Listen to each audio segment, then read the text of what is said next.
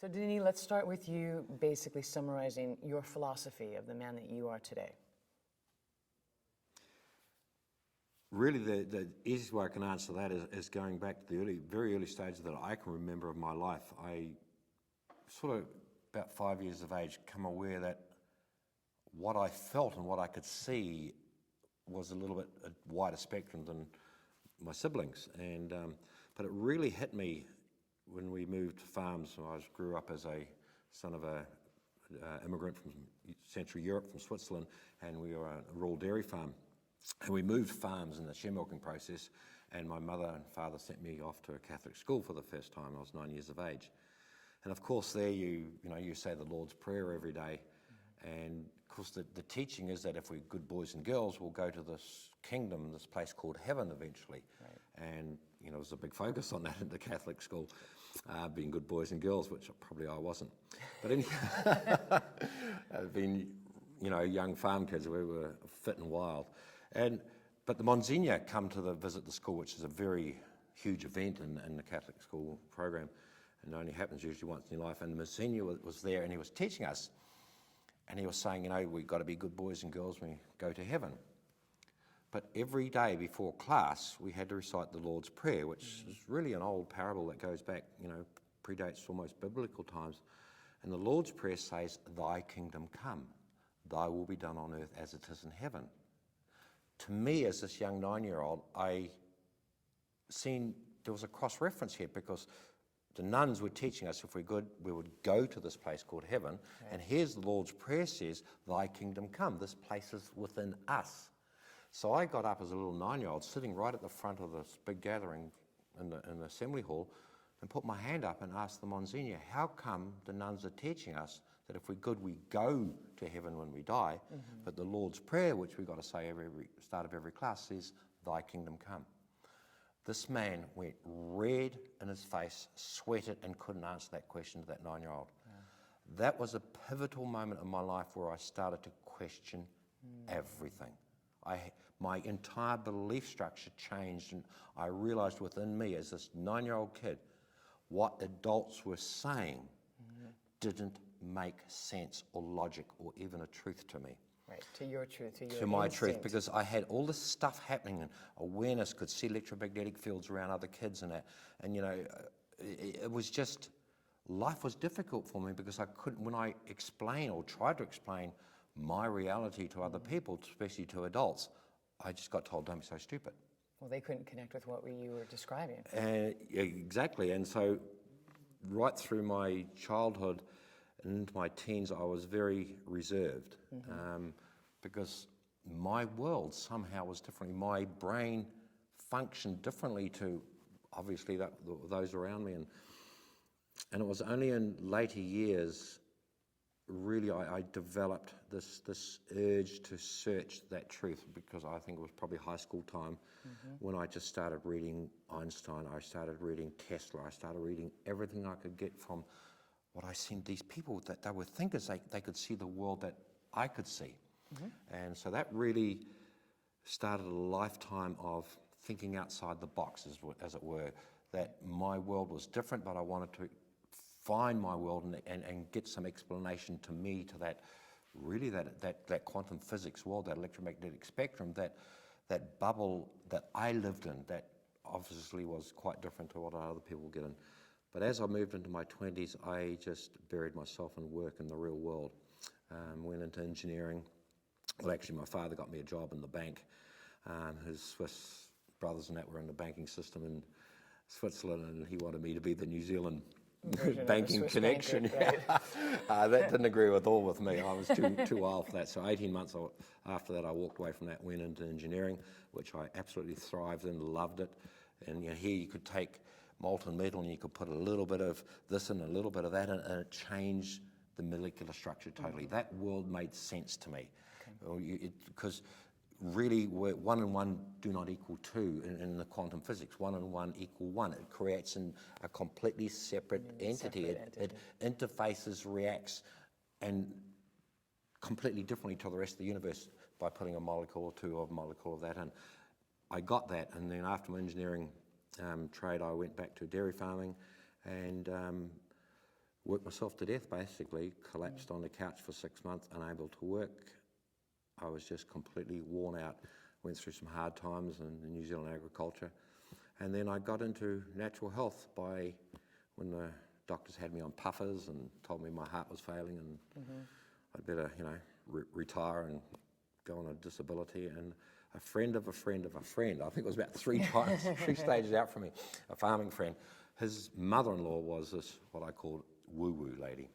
Anyhow, she come visit me while I was lying on the couch and she did some touching on me, which I now know is just pretty basic kinesiology. But one of the things she did, one of the points she touched on my body, it was like a river of energy started flowing back into me. And for the first time in nearly a year, I felt alive. And I sat up and I said, what was that? Wow. And instantly in my head and in my soul, I got this urge to say, what was that? I have to understand that. Because none of the doctors could help me. All the medication I was on was doing nothing. It was making me feel worse. And this woman, who wasn't a doctor, but highly trained in natural health, pressed a couple of switch points on my body and turned the system back on. Wow. That was the second big opening. So that took me then from being a 500-cow dairy farmer in New Zealand, top of the industry, into the natural health field. So that was your curiosity that drove you? Oh, right? Totally. It just fascinated me. This body, because I always knew it was not a chemical machine, it was an electromagnetic impulse-based system, and all of life is. And so in that process, I read about 3,000 books.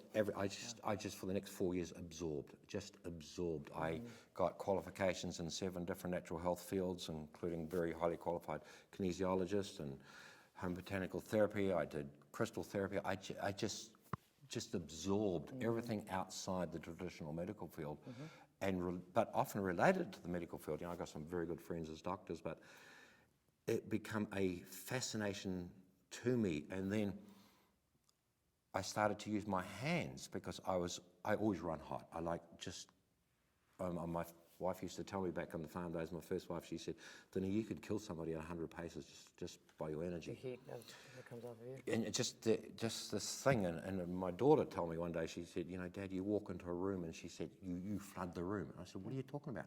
She said, you just fill it. And a strange lady came up to me one day, and she said, you are huge. And I said, what are you talking about? She said, your energy is huge. I had no idea of this was in me. All as I knew that my sensory perception had a wider spectrum. If you like, most people are on AM, and I was running on FM. It was just like that. That's the way I can describe it. So then I went into the healing arts, and how did you get from student to teacher? Is that what you were going to go to as far as you got into the healing arts? The lady who turned me on and got me on the path back to health again, vibrant health. Using kinesiology. She took me under her wing and helped me and steered me. You got to do this class, you got to do this class, you got to go to this person. And she sent me all over the Southern Hemisphere to Australia and everybody to amazing people who were doing something, and some doctors who were using Vega test machines and electronic devices wired up to me. And I went to Auckland City once, and she got me out there to this doctor who was really alternative, and he was way out, and he was using all the latest electronic test gear, and he wired me up my brainwave frequency, my electromagnetic fields, everything else, and I just blew up all his machinery. And after you short-circuited 4 hours, he tried to get readings, and he just looked at me and said, who the hell are you? Just go home and be a farmer, because you just off the scale in every way. And that was really hard. I was really disappointed, because I said, well, is there nobody that can help me understand me? Is there nobody can help me understand this energy? Because my hands used to burn. I've actually put my hands around a glass of water like that and heated it up and got steam coming out of it. I remember my brother had a tractor accident on the farm and smashed up his ankle. And I was working on his ankle, and he just jumped back, and he says, what was that? Because he could feel the energy just pulsing into his body. So that really...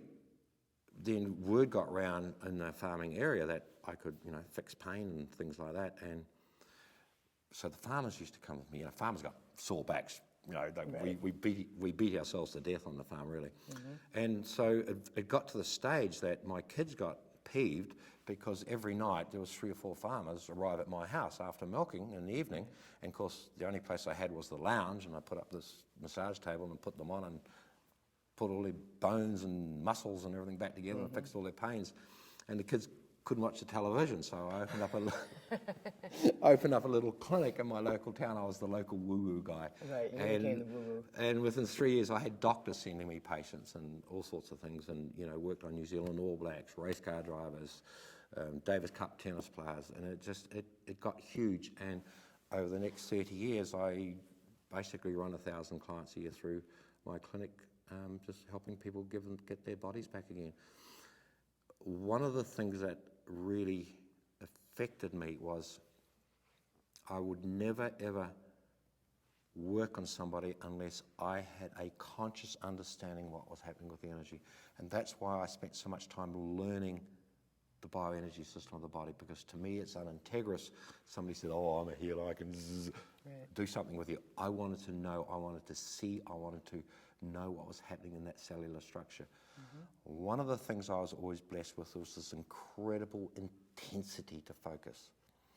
And when you train, and I said in my book, Journey to Truth, that every one of us can become into an enlightened state, but very few of us put the time and effort into refining our consciousness to that point. Correct. Well, I did that for 30 years, basically, just totally focused on building that perception that I was born with naturally. It's a bit like a composer that can bring in a tune and play it.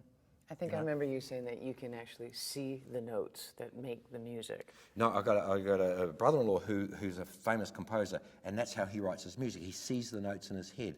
Well, I see the electromagnetic spectrum, which is the same thing, because the notes is just a frequency of energy. Right. So I just see a different spectrum of that. So when I focus into a body, because the body's electromagnetic field, everything that's ever experienced is contained. It's like a hard drive in a computer. Right. And I can look back in that hard drive and feel it in my consciousness.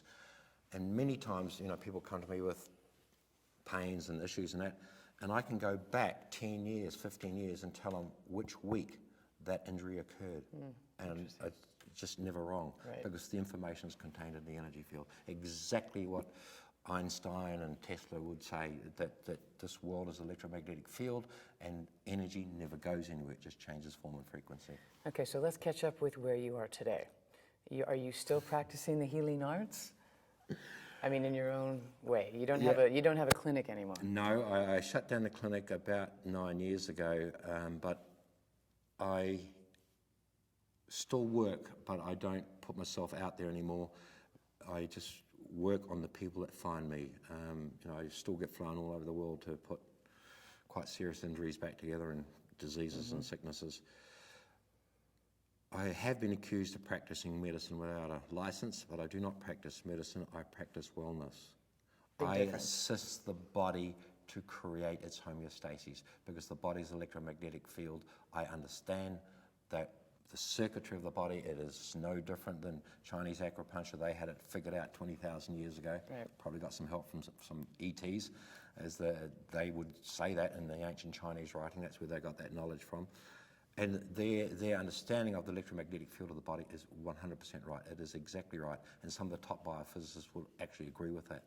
So I work on the electrical field, which is outside the FDA's frame of reference. So we're getting away from medicine, but moving to wellness. Yeah, exactly.